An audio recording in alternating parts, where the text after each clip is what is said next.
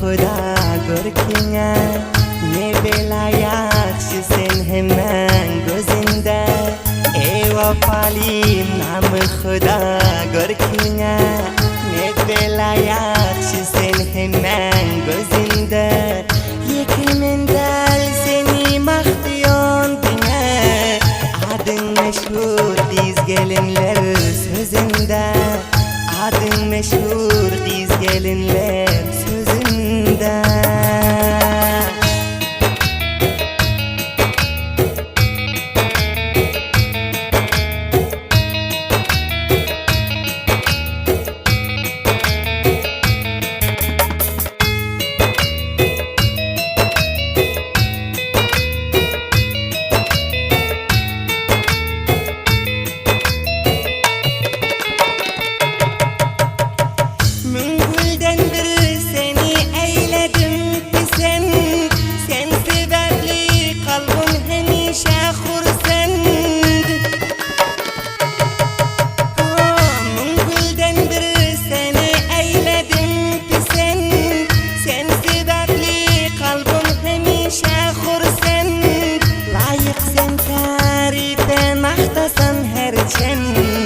Ayıpsız güzel sen dünya yüzünde ayıpsız güzel sen dünya yüzünde.